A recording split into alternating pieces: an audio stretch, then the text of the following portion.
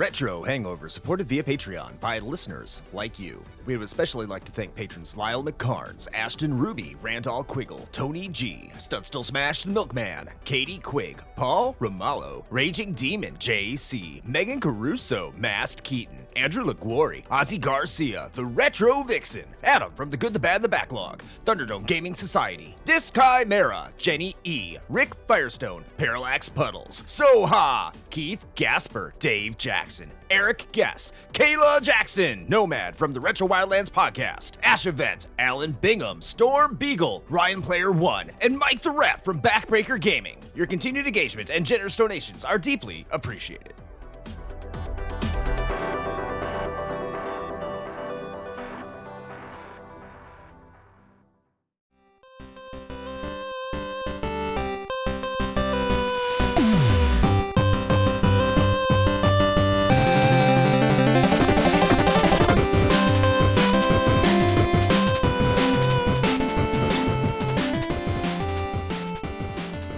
Welcome to The Flight, a consumable curation of champions and catastrophes that is considerate of your chronometer.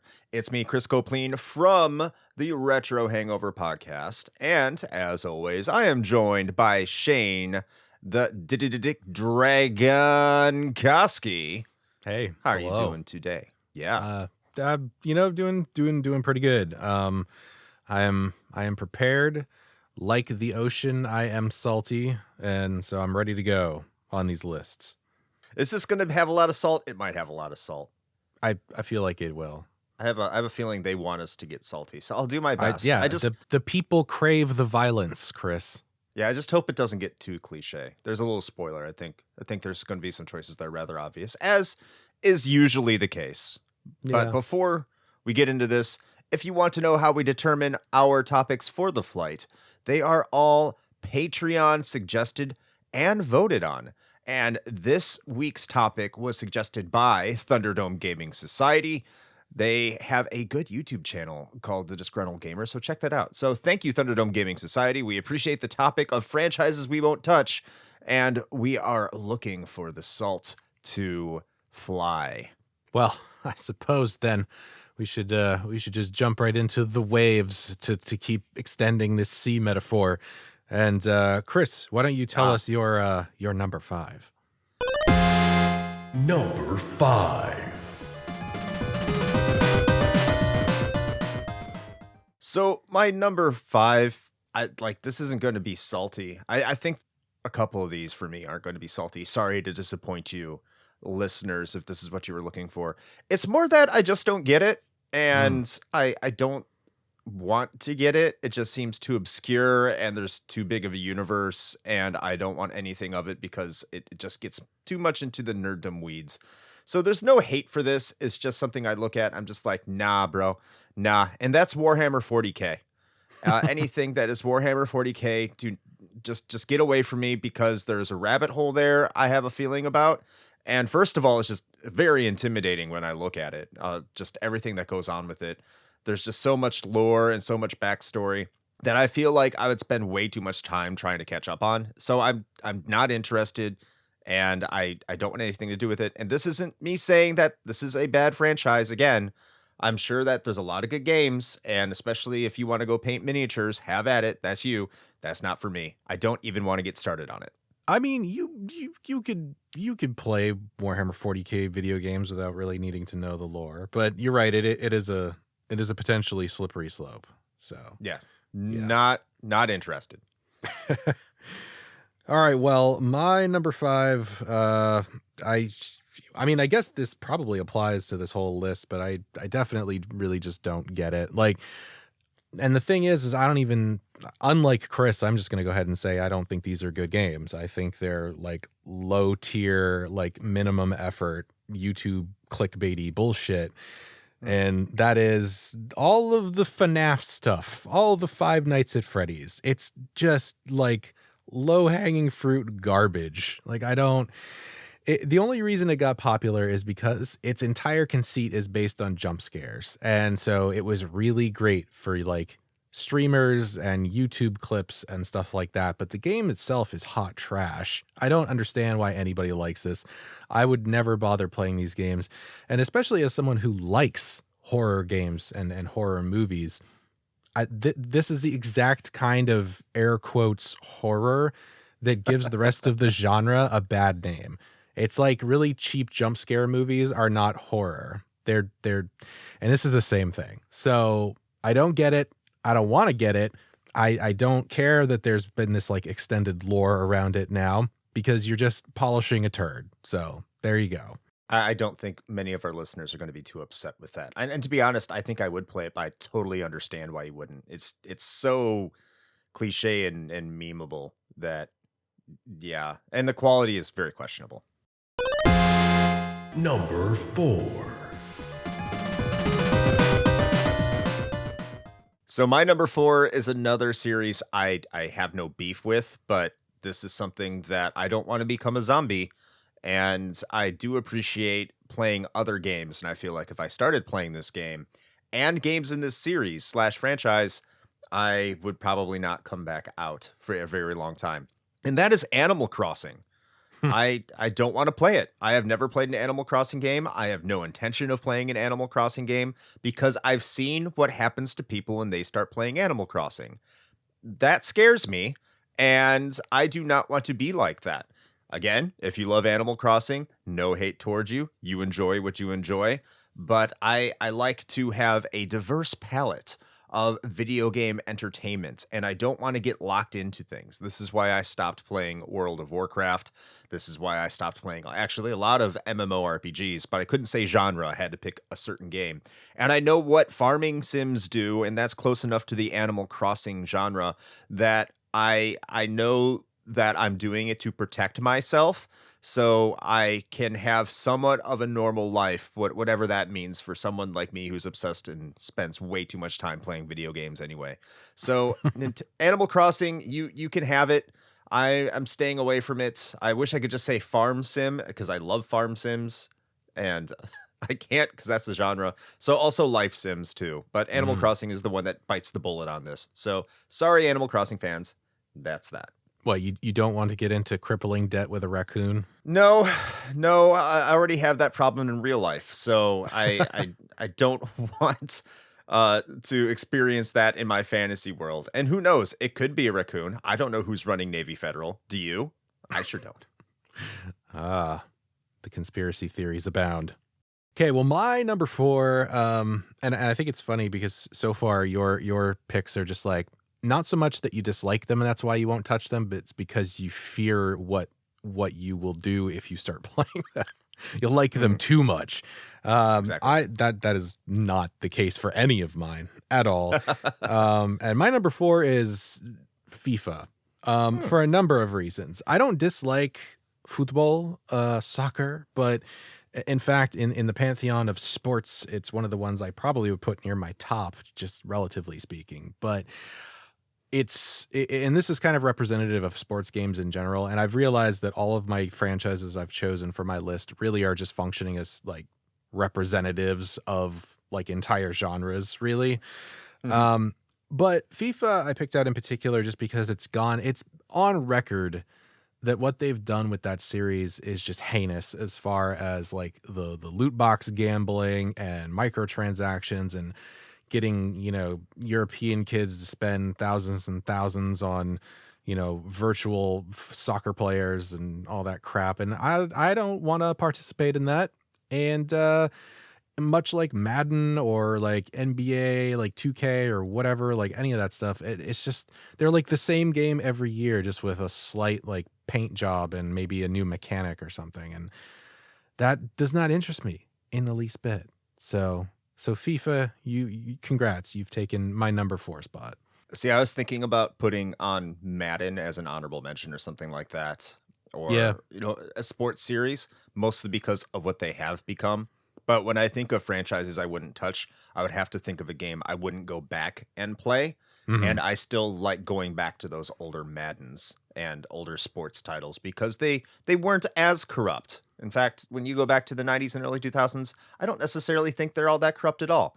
But Yeah. today, they certainly are, and they're trash garbage.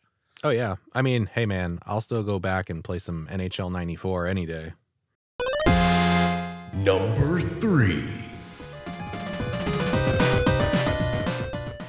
All right, to my number 3, there's a little bit of salt here. I just can't work myself up enough to get salty. I could. I think there's a valid reason to do so for actually my next 3 games. But my number 3 is mostly a game that just the company puts me off. And I just want to be clear. If you're a shitty company, I'm not just going to ban your games outright. It just happens to be that a lot of the games that are associated with companies that are labeled as shitty, I just don't have interest in playing. So it's just more of a coincidence. But in any case, this one aligns with what a lot of people think is a shitty company, and I generally would happen to agree. Plus, it's a first person shooter, which is not my jam at all. I do not like first person shooters. And the community is a little weird to the point where there's too many of their characters on Pornhub, and that's Overwatch. So I don't understand Overwatch. I'm not saying that it's not a fun game, but again, when I see a first person shooter and it demands you to be online to essentially get the most out of it, with no single player campaign to speak of, plus Blizzard is always doing something stupid, especially in more modern times. Closing down servers, activating servers, not providing correct patches, just overall screwing the fans on a regular basis in terms of how to get the best gameplay experience. Outside of whatever ethical concerns you may happen to have, when you start fucking with the gameplay experience, that's just a bridge too far for me. If people want to have fun with your games, let them have fun with your games and stop swapping everything around like they have with Overwatch and just completely just screwing the players left and right with their overall experience if they're having fun with it. Look, if you're having a tumultuous experience through accusations about how terrible the people are that are running your company, which, let's be honest, that's probably most major video game companies. But if you're in the spotlight, you probably shouldn't give people a crappy experience or are going to start turning their back on certain franchises. And I think that's the case with Overwatch, and I'm disgusted by it. And I'm not surprised that this series continues to tank and flounder, because at one point this was something that a lot of people did love and a lot of people did enjoy, even though that wasn't anything within my interest. But now I will totally never touch it. It's just something that makes me feel a little bit ill just thinking about the Overwatch franchise, and not so much its community. I kind of feel bad for them, but just how that game has evolved and the people running it and where their mentality is. So yeah, my number 3 is Overwatch. It's a good pick. It's a good pick. So my number 3 is League of Legends. I refuse to ever touch anything like this, first of all, but I 100% do not like MOBAs. I feel like part of that, honestly, is because, and I've said this before on the show, MOBAs essentially killed the RTS genre for a long, long time. There's maybe a little bit of a resurgence, but for the most part, the RTS as we knew it, a la Command and Conquer or StarCraft or Warcraft 1 and 2, like those kind of games really didn't exist for quite a while. And a lot of that was because the MOBA sort of ate the space that RTSs were occupying in the video game industry. So that's one reason. Not that I'm a giant RTS fan, but comparatively, I'd rather sit down and play StarCraft than League of Legends. And the other issue with it really is just, honestly, I'm not even going to say that I think they're decent. The community is shitty. They're toxic as fuck, and they like always have been. And it to the point where it's become an issue in past years. And, you know, they've had to try to address that because the community around this game is just so bad. And even League of Legends players like sort of self-deprecatingly talk about the fact that they're League of Legends players. Like, nobody's proud that they play League. And if you are, then there's something else that's wrong. So yeah, that's why it's sitting at my number 3, because there are zero things about League or MOBAs that interest me. The only one that I think would have caught my attention was probably Heroes of the Storm, and Blizzard fucking left that one out to pasture. So Yikes. Yeah, League of Legends almost made my list as well. I just don't know enough about it to say I would not touch it or not, but everything I've heard leans into the I would not. yeah, good no, pick. yeah, don't. It's for your own health. number 2.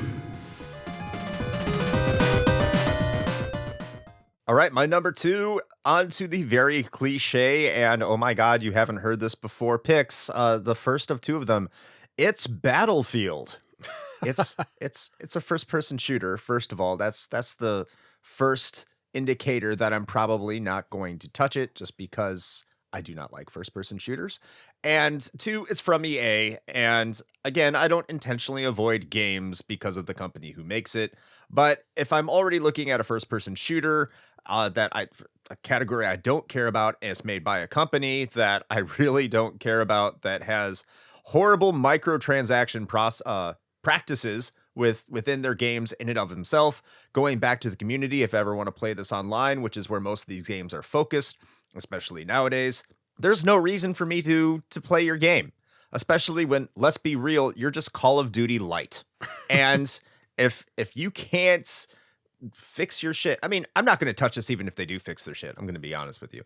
It's just another one of those coincidences. But I think that there's a lot of fixing that needs to be done within these communities, whether it's the people playing the games or the people making the games. And I'm not talking about your standard person writing code for the minimum salary the company's paying, and I'm talking about like the creative directors, or not even the creative directors, but the very higher ups. If they don't just change their mentality on how to make these games better or make these games a little bit more different, then I think you're going to see a collapse sooner than later, if it hasn't already started happening. I might be completely off base just because it's not my genre, it's not what I care about, and there might be some first-person shooter fans that say I'm entirely wrong, but I want nothing to do with Battlefield. I never have, I never will, and yeah, I if I want to play the same game over and over and over again, I'd rather play Assassin's Creed. Well, speaking of coincidences, do you know what my number 2 pick is, Chris? Is it Assassin's Creed? No, it's Battlefield. Oh, nice. Well, Battlefield and Call of Duty, because I'm gonna be honest, to me they're just the same game. I don't give a shit. Like, fucking rage at me if you want to, like, COD bros, but to me they're the same fucking thing. And here's the thing. I haven't always disliked multiplayer, like competitive first-person shooters like that. There were certain ones, like I played Unreal Tournament back in the day and I really enjoyed it. But I think it's the style of gameplay and just the general mentality around Battlefield and Call of Duty. Like, they've gotten their, Monster Energy, like, gamer bro vibes reputation for a reason. And of course these are blanket generalizations, but they exist because they are often true, and such is the case here. And again, going back to like the community around the game, I don't want anything to do with it. I know even in our community that we have some people that are super into these games and they don't necessarily fit that description. And there you go. That's a good example that generalizations don't apply to everyone. But for me, it's just never been something that's appealed, like, whatsoever. And this one was a hard one because technically I have touched these franchises, but that's because I played the earlier entries when they actually still had full single player campaigns. Mm-hmm. That's the part that I liked. I actually really enjoyed the early Call of Duty and, Battlefield campaigns. But once they shifted gears and really just focused on the multiplayer, competitive deathmatch and whatever else they got going on, that's kind of where they lost me. And it's just gotten worse with the microtransactions and stuff like Chris mentioned, that I want no part of any of that. So y'all can keep having fun with your sports game with guns, since it's the same fucking thing every year. But I'm gonna pass. Number 1. Well, I guess I'm just going to be short and to the point, or just go off on another tangent here, because my number 1 is Call of Duty. And oh man, we're going to make all the FPS fans real mad. Well, I mean, you still like your FPSs, you still like your Doom and everything. What you're shooters. I would say what you're saying is I like FPSs like up until the year 2000 or something. Right. Yeah. But when it comes to Call of Duty, take everything I pretty much said about Battlefield, copy paste. I do think Call of Duty is probably a better overall franchise. That the quality is probably a little bit better. But again, I think it comes back to that broad generalization that I don't want to be associated with the Call of Duty stereotype, like the kind of dude bro that plays Call of Duty. Again, Right. as Shane said, not everyone who plays Call of Duty is a dude bro. I'm sure they're fine. I'm not going to take the soapbox and say Call of Duty, video games are supposed to be art and games like Call of Duty ruin it, because a lot of people do like Call of Duty. So in their mind, it's art, and that's fine with me. It's just not something I'm down with. And even though I'm in the military, I'm not all about war porn games. I hate war porn. I am not down with it, most because I'm very anti-war, and I get that some of those messages are in Call of Duty, but I still think it's a glorification and just celebration of war and all that stuff like that, which I don't want to get too into. It's just not something I enjoy. When it comes to the Call of Duty franchise, it's more about how people who play Call of Duty are viewed and what they're associated with, especially the online community and the way they allegedly treat each other. And you can ask any Call of Duty fan what it's like when you jump into an online forum, how quickly you'll be called the N-word, or how quickly you'll be called a homophobic slur, or all the entertaining things they're going to want to do to your mother. And then if you say, I don't like that, you're called soft. And you know what? If you like that, if you enjoy that, that's fine. I'll be over here. I'll be soft, not hearing stupid insults that were cool in the 1960s and 70s. But you can have all that. Even if I maybe made some of those mother jokes back in the 90s, that's fine. But that's not for me. I don't want to be a part of it. I think that a lot of these campaigns, even when they're there, are relatively boring and don't really try to say anything of significance. Even if they attempt to, I think there are much better outlets for that will satisfy, me narratively or creatively through other mediums and genres. And I understand that sounds extremely snobbish, but it's just my preference. I have nothing against people that want to play these. I just think that the franchise is trash. I think it's recycled. I think you're being extorted. I think that if you don't mind that, that's cool, but just realize that every single year, all they're trying to do is pull more money away from you in the most extortionist possibilities. And I'm not going to tell you what you do with your money, but I'm going to tell you with my money, I am not going to contribute to it. So Call of Duty, my number one, staying away from it, never. Right. Well, speaking of extortion, my number one is Fortnite. Ha! Fuck that shit. I would never touch that game with a 10-foot pole, and you couldn't pay me to play Fortnite. You know what?